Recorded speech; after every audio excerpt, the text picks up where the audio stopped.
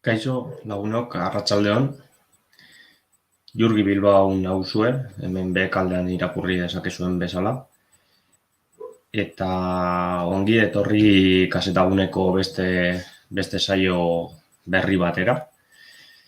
Kasu honetan, ikusten dute jentea konektatu dela, eskertuko nizueke ondo ikusi eta entzuten zaidala baieztatzen badidazue. Bitartean jarraituko dut, arratsaldeon, ikusten dut gero eta gehiago konektatu zaretela ja.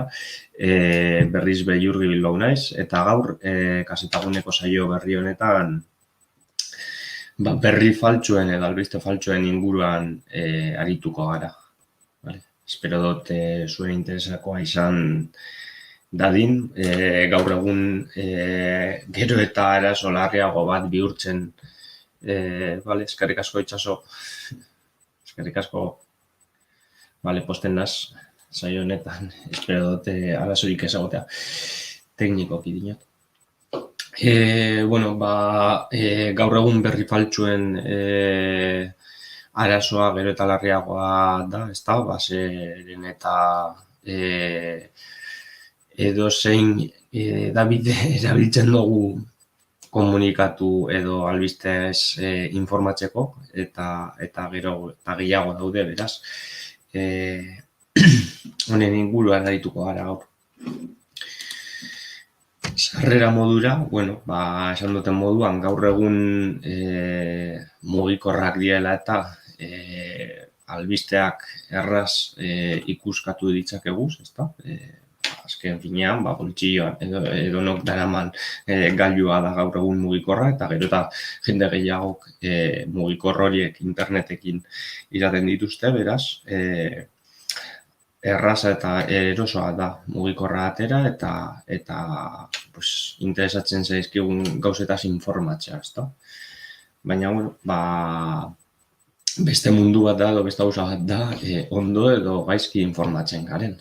Eta horretaz joango da gaurko saioa, behintzat kontziente izan gaitezen, irakurtzen dugun guztia edo ikusten eta kontatzen diguten guztia, ez duelako zertan benetakoa izan beharrik, ezta? Orduan, informatzeko modu berri honek, informazio, dinon moduan testuak lerratuak eta albiste faltsuak ugaritzea eragiten dago, esan duten moduen. Albiste faltsu kontu honi fake news izena edo kontzeptua jarri zaio eta behar bada ziurrantzean gaur egun edabide guztiek erabiltzen duten kontzeptu bat da, ezta? Beraz, edonon irakurri entzun edo ikusi dezakegu fake news hitzaren hitza. Wikipediara bagoa zer da fake news hau, bale? Eta, literalmente Wikipedian albiste faltsuak, fake news anglisismoarekin ere ezagunak, esan dugun moduan, gezurrezko albisteak dira. Informazioa albiste modura jantzita, baina, motibo batengatik edo besteangatik gezurrezko albiste bat izango litzateke. Eduki pseudo periodistikoa dute, esan duten moduan, albiste baten moduan jantzita dago, beran titularra, beran albistaren struktura eta irudiak erabiliz, ezta? Eta hauek, albiste prentsa idatzi, irrati, telebista, eta batez bere sare sozialen bidez zabaltzen dira. Sare sozialetan hain zuzen ere dago honen edapen edo ugaritasunaren arrazoietako bat. Eta honen helburua dio Wikipediak desinformazioa da. Beraz, bi kontzeptu ditugu, fake news, kontzeptu barria, albiste gezurretako albisteen ugaritasunagatik sortu den eduki guzti hori saku baten sartzearen fake newsen sakuan sartzen da, eta beste alde batetik daukagu desinformazioaren kontzeptua, ezta? Ez da hain berria den zerbait, hau beraz, jada nahiko sartuta edo sakonduta dugu gure egunerokoan, eta kuriositate modura, nik kazetaritzan lizentziatu nintzenean, desinformazioa izeneko asignatura bat nuen, beraz, kazetaritza lizentziaturan edo gaur egungo graduan ikasten zerbait da, desinformazioaren kontua, ez da. Honen inguruan sakondu nahi izan ezkero, pelikula edo zinea gustatzen zaizuenei batez ere, La cortina de humo deituriko film, jada ez da gaur egungo film bat, baina La cortina de humo izeneko film honek oso ondo erakusten du desinformazioaren edo mota honetako albisten sorrera eta helburuak, ezta? Beraz, hor duzue, La cortina de humo, pelikula nahiko ona, eta berez desinformazioaren eta gezurreko albisteak gai bezala jorratzen duen pelikula hon bat. Hauek, Wikipedia alde batera utzita, gezurrezko albiste faltsu edo fake news hauek, ezaugarri karakteristikoak izaten dituzte. Batez bere engainatzeko asmoarekin sortzen dira. Sortzen dauenak, ez du beste asmorik engainatzea baino. Eta normalean, norbaiti gutxiesteko, beran sinesgarritasuna kentzeko edo mintzeko sortzen dira. Baina, balaude bere albiste faltsuak ere bai, etekin ekonomikoak lortzeko lantzen direnak. Esan ni hemen berba eta berba nabil, baina, zerbait esan edo dudarik baduzuen ere bai, gogoratu, komentario atalean, idatzi dezakezuela. Eta hau esan da, parentesis txiki hau egin da, esan beharra dago ere bai, albiste faltsu guztionek, komunikabide edo edabideak, serioen sinesgarritasuna mehatxatu egiten dutela, ezta? Eta azken finean, herritarrak informazio pilo bat daukagu, nahastu egiten dira, benetako eta albiste honak, faltsuekin eta azkenean, batek ez daki zer sinestu, ezta? Eta, hau, arma gisa erabili hori da. Hain zuzen ere, bazen garai baten edabide gutxi zeudela eta kontrolatuak izan zitezkeenak, ezta? Zentzuraren kontua, beraz, batek kontrola zitekeen edabide baten irtengo zen albistea.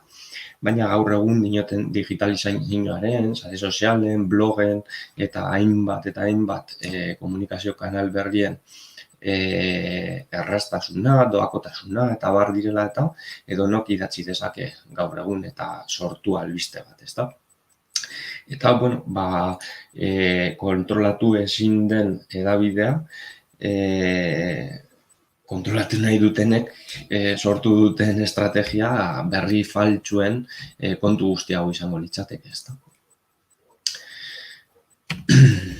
Beraz, egin beharko genuena da kontzientziatu gure artean badaudela berri onak eta faltsuak, eta hauen gutxienez gure gaitasunen eta limitazioak kontuan edukiz, apurtxuet desberdintzeko gai izan beharko ginateke, ezta? Beraz, gaurko saioa honen inguruan da, albiste faltsuak desberdintzeko aholku batzuk edo tip batzuk. Lehenengokoa, informazioen jatorrizko iturria identifikatzea garrantzitsua da.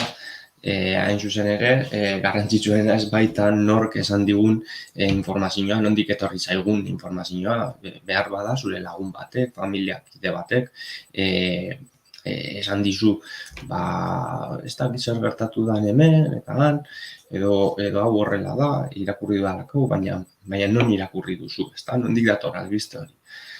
Albiste bat ematen badigute, aditu batzuek zera esaten dute, adibidez, ikusi aldezakezun bezala adibide honetan, idatzita zuen adibide honetan, zuen buruari galdetu beharko zenukete, ezta? Nortzuk dira aditu hauek? Zein herrialdekoak, zein unibertsitate edo okupazio dute, zein da haien interesa, ezta?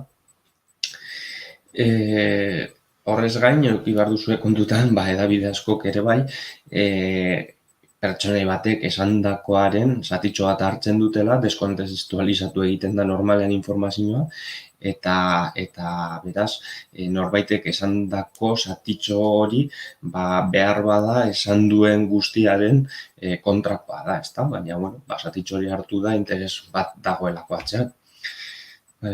Eta zein edabidetan edo non argitaratu da, bai? Edabide bakoitzak beren ideologia du. Kazetariak, ahalik eta objektiboenak izan behar dute, baina edabide motaren arabera ideologia ere kontutan izaten da, ezta? Edo berez, orain diodan moduan, ez da berdina egunkari, erreputazio bat duen egunkari baten orrialdean agertzea, non kazetari batek sinatutako albiste bat den, edo sinatu gabeko albisten blog baten aurkitu dugun berri bat izatea, ezta? Beraz, edonok nik ere bere garaian blog bat sortu nuen, eta nik albisteak idazten nituen. Beraz, gaur egun edonok du albisteak idazteko ahalmena eta hori kontutan izan behar du, ezta? Horrez gain, egiazkoa bada, beste komunikabide batzutan ere, argitaratuko da. Nik askotan dut albiste batez gain, interesekoa bada, niretzako interesekoa bada albistea, beste pare bat, edo gutxienez, beste edabide baten begiratzea, ezta? Purtsu bat kontrastatu ahal izateko. Behar bada kontatzen dutena, apur bat desberdina izan liteke, baina basea berdina izango baita. Orduan, informazioen jatorria identifikatzea oso garrantzitsua da. Jakin ahal izateko benetako edo berri faltsu baten. Bigarren tipa da, ez garela gelditu behar titularretan bakarrik. Askotan hauek sentsazionalistak dira, gure atentzioa deitu nahi digute, baina, pintxatu behar dugu. Behintzat gure interesokoa da, titularretan pintxatu eta behintzat informazioan edo albistan sakondu beharko genuzke, ezta? Hain zuzen ere, hauek berri faltsu eta askori gustatzen zaie horrelako esaldiak. Zer ez digute kontatu tematika bati buruz, edo 10 irudi, harrigarri zerbaiti buruz. Zenbakiak eta listak oso modan dauden zerbait dira eta gustatzen zaien mota honetako albistei. Titulu hauek baita bezala jokatzen dute albistean sar gaitezen, ezta? Azken finean, lehen aipatu duten helburuetako bat ekonomikoa da, ezta? Dirua irabaztea. Eta web orrialde asko batez publizitatea singuraturik dauden orrialde asko zure klika bilatzen ari da. Hauek klik bat lortzen dutenean, dirua irabazten ari dira, sentimo batzuk, baina dirua irabazten ari dira. Orduen, milaka pertsonak albistegi horretan pintxatzerakoan eta albistera sartzerakoan publizitateak ikusteak duena, haiek dirua irabaztea da, ezta? Beraz, negozio modelo bat da, zeintzuek benetako edabideak erabiltzen duten, berez ez dago inork edukia dohainik sortzen, baina batez be hauei interesatzen zaiena behar bada zu bertan sartu eta publizitatzea agertzea da zuk albistea benetan irakurtzea baino, ezta? Eta berez, titularratan gelditu barik, albistan sakondu beharko genuke, hor esaten dauena egia dela verifikatzeko. Azken finean askotan titularrak, konturatuko zaretenez, ez du zerikusirik albistegian gero irakurri dezakezuenarekin, ezta? Beste datu garrantzitsu bat data nahina da. Vale? Argitaratxe data. Egiaztatu egin behar da. Behar bada albistea erreala da, benetakoa da, noizbait gertatu da, baina desinformatzeko asmoarekin norbaitek 5 urte beranduago berriz erakutsi duen albiste bat da. Beraz, zure albistearen itxura egokia, beren titularrekin, eduki onarekin, eta bar, benetako albistearen sentsazioa ematen dizu, benetako albistea delako, baina egunerokotasuna bilatu beharko genuke. Vale? Beraz, kontuz, benetako albiste berpublikatuekin. Bueno, hitz egin dugu apurtxu bat iturriaz, ezta? Informazioaren iturrira joan barko ginela, hitz egin dugu titularren inguruan, eta estiloan ere konturatu ahalko ginateke benetako albiste berria, albistea edo albiste faltsu bat den, ezta? Fake news bat. Fake newsak idazteko moduak ere arrastoak eman diezaioke horiek detektatzeko batik bat. Adierazteko moduak honako hauek barne hartzen ditu. Vale? Hizkuntza zuzen bat erabiltzen du aginduzko ahotsarekin, eta hori berez, kazetari batek ez luke egin beharko benetako albiste baten. Bigarren pertsonan idatziak egoten dira. Hunkigarria sentsazionalista izaten da, sentimendu bat piztu zure gain, objektiboa izan beharko luken heinean. Eta ekintzarako deia, llamada a la acción delakoa, sartzen dute albistean, ezta? Beraz, ez dakit adibet jartxe arren, boltsa igo da, inbertitu boltsan. Hori ez da albiste bat, gomendio bat, behar bada, baina ez albiste bat, ezta? Beraz, kontu zeuki behar dugu eta estiloak zenbait pista eman aldizkigu horren inguruan. Beste alde batetik, aipatu beharrezkoa da ere bai, badaudela zenbait edabide edo behintzat orrialde, ez dakit edabide deitu ahalko geniokeen, baina bai badaudela orrialde satirikoak edo komedia dutenak helburu, ezta?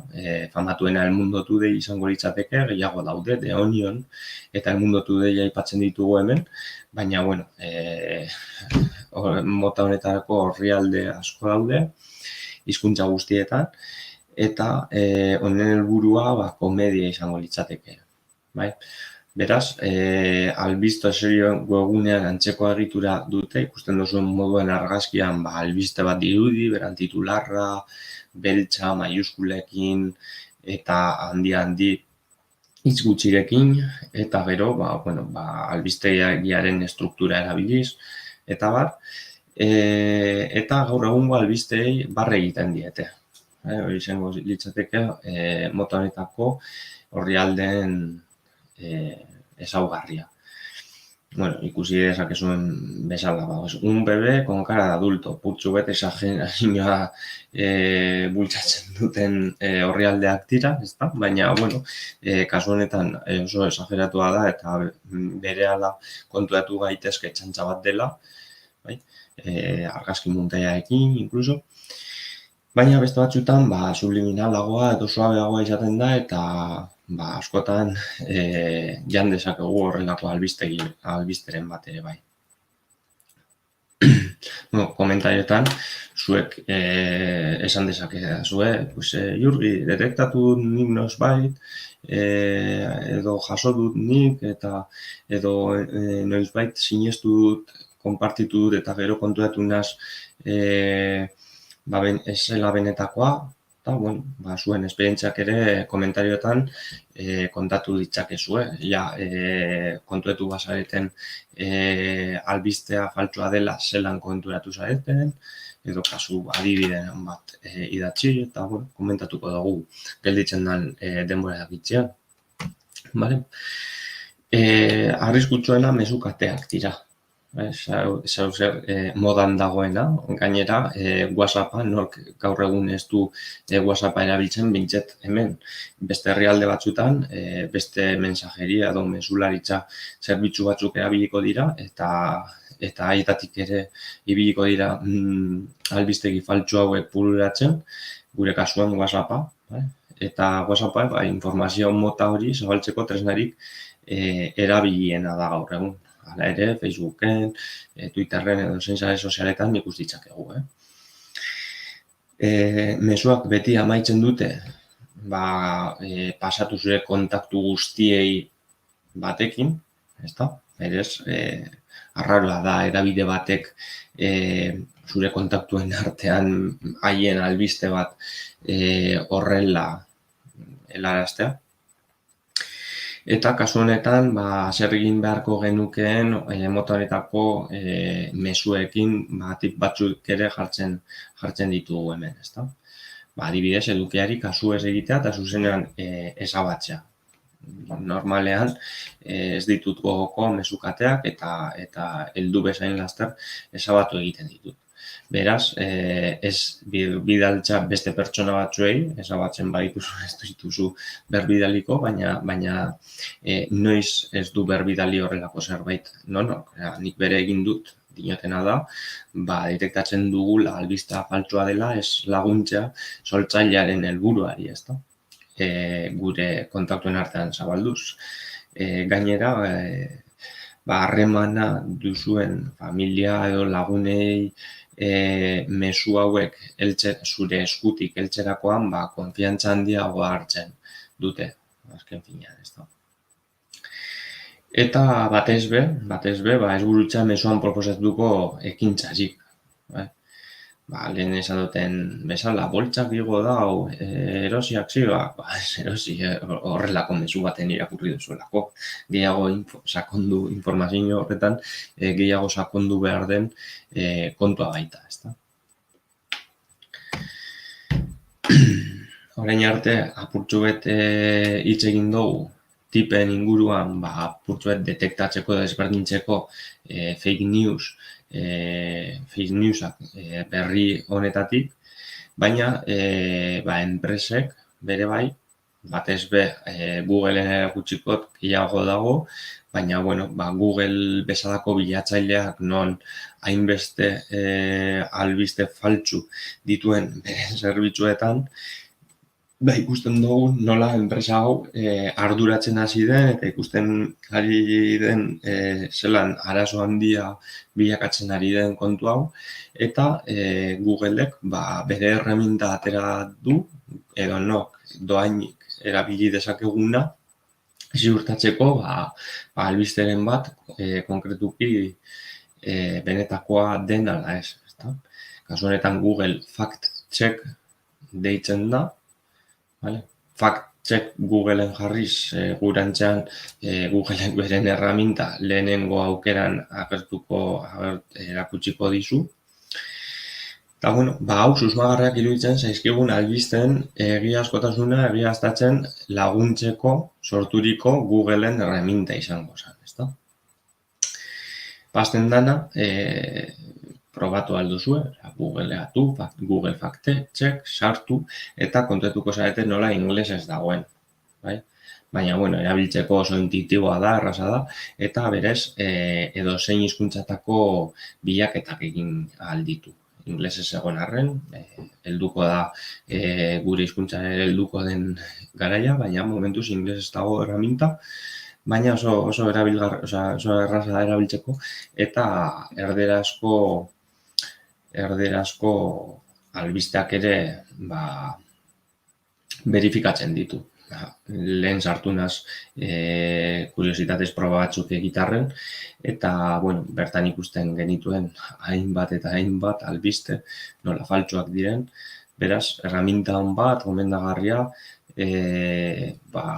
zuk ziurtatu ahal dezasun heldu berri duzun albiste hori benetakoa den ala ez jakiteko, ezta? Beste erraminta bat, erraminta bat baino enpresa eta hurbilago duguna aipatzearren, Ana Pastor delakoak, el objetiboko aurkezle dan Ana Pastor.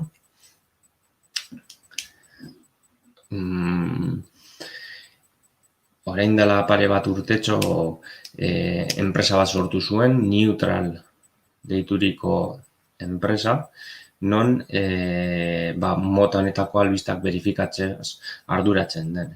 Haien bezero garrantzitsuenak el objetibo eta senarraren Ferrerasen Al Rojo Vivo lirateke, baina zerbitzu oso ona egiten duen enpresa bat iruditu zitzaidan bere garaian eta etorkizun nahiko handia susmatzen dut izango duela.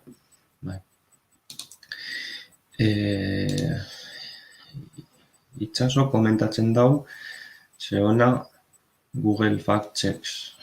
Gero probatuko dut. Oso gomendagarria probatzea itxaso. Erreminta benetan interesgarria da, batez ere WhatsAppetik jasotzen ditugun albiste guzti horiek verifikatu nahi baditugu zabaltzen jarraitu aurretik, ezta? Hemen hainbat tip eta hainbat gauzan inguruan hitz egin dugu, ordu erdiko saioak dira eta ez du denbora ematen gehiago inguruan berba egiteko, baina laburbildu ditut hemen diapositiba honetan, kurtso bat ezaugarri garrantzitsuenak edo komentatu ditugun garrantzitsuenak, ezta? Lehenengo aldetik akorda edo gogoratu bilatu behar dela zein den informazioaren jatorrizko iturria eta egiaztatu behar dela albiste horretaz hitz egiten dela beste toki batzuetan.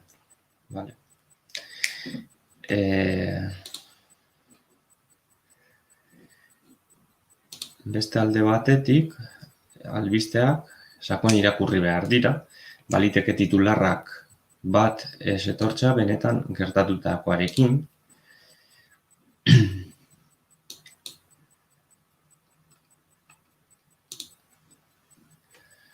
Asun Orbegotok galdetzen dauzelan deitzen da Ana Pastoren enpresa. Neutral deitzen da, new, albistea inglesez, eta tral, neutral esan nahiko duelako. Bertan, komentarioatan idatzi dotzuetan moduan, idazten da, neutral, bai. Hori da. Esaten nioan bezala, albista sakon irakurri behar da, ez da gelditu behar titularrean, ez da. Beraz, iturria irakurri, iturria bilatu, beste leku batzuetan horretaz hitz egiten ari dela ziurtatu, albistea sakon irakurri eta ez gelditu titularrean, albistaren data egiaztatu behar da, ziur eguteko egungo albiste bati buruz ari garela berba egiten. Gure buruari galdetu beharko diogu sentimentuak erakartzen dizkigun zerbait den edo ekintzako deia egiten digun eta zerbait saltzen ari zaigun bereizteko.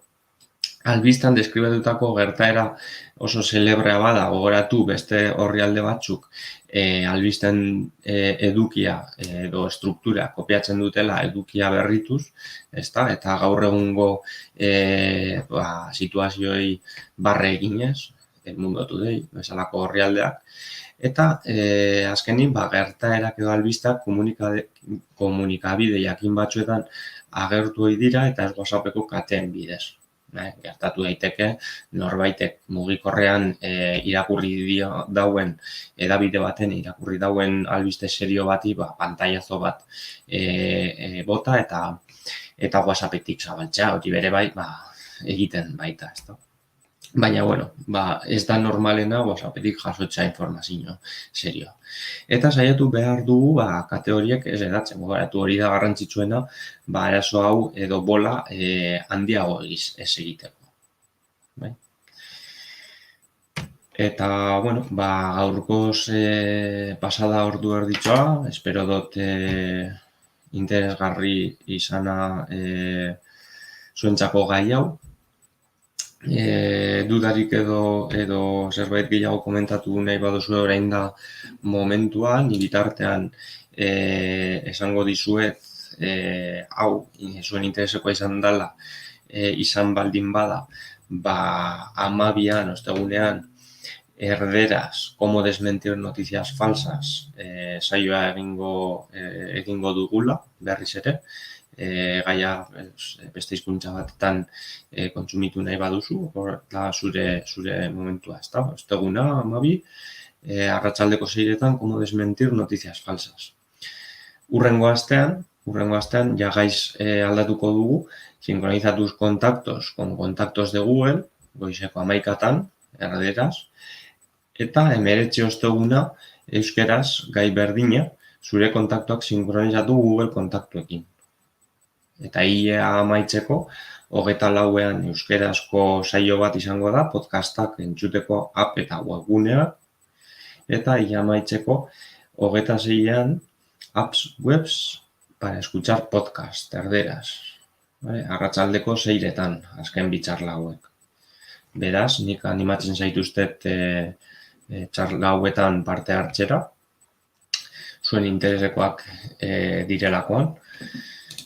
Eta, ikusten dut ez dauela duda gehiagorik, ez dago komentario gehiagorik, beraz, ni agurtzen hasiko naiz ja.